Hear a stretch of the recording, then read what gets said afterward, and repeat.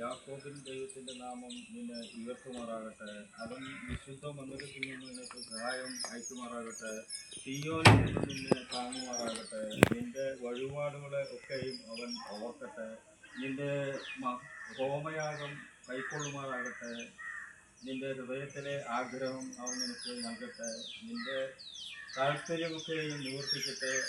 ഞങ്ങൾ നിന്റെ ജയത്തിൽ ഘോഷിച്ചുല്ലസിക്കും. ഞങ്ങളുടെ ദൈവത്തിൻ്റെ നാമത്തിൽ കൊടി ഉയർത്തും. യഹോവ നിന്റെ അപേക്ഷകളൊക്കെയും നിവർത്തിക്കുമാറാകട്ടെ. യഹോവ നിന്റെ അഭിഷക്തനെ രക്ഷിക്കുന്നു എന്ന് ഞാൻ ഇപ്പോൾ അറിയുന്നു.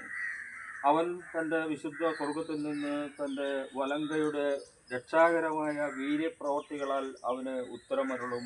ചിലർ രഥങ്ങളിലും ചിലർ കുതിരകളിലും ആശ്രയിക്കുന്നു. ഞങ്ങളോ ഞങ്ങളുടെ ദൈവമായ യഹോവയുടെ നാമത്തെ കീർത്തിക്കും. അവർ കുനിഞ്ഞ് വീണുപോയി, എന്നാൽ ഞങ്ങൾ എഴുന്നേറ്റ് നിവർന്ന് നിൽക്കുന്നു. യഹോവേ, രാജാവിനെ രക്ഷിക്കണമേ. ഞങ്ങൾ അപേക്ഷിക്കുമ്പോൾ ഉത്തരമരുളണമേ. ആമേൻ. വളരെ അനുഗ്രഹിക്കപ്പെട്ട ഒരു സങ്കീർത്തനമാണ് 20-ാം സങ്കീർത്തനം.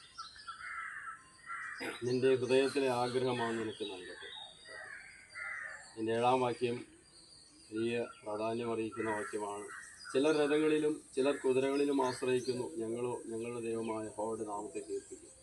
അവർ കുനിഞ്ഞു വീണുപോയി, എന്നാൽ ഞങ്ങൾ എഴുന്നേറ്റ് നിവർന്നു നിൽക്കുന്നു.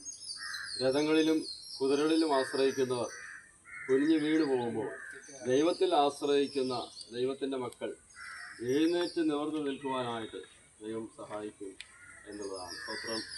ദൈവം ഈ കുടുംബത്തെ കഴിഞ്ഞ നാളിലൊക്കെ നടത്തി നന്ദിയോടെ സ്തോത്രം ചെയ്യാം, സ്തുതിക്കാം. ഹല്ലേലൂയ. ദൈവത്തിൽ ആശ്രയിച്ചാണ് നാം ഈ കാര്യങ്ങൾ ചെയ്യുന്നത്.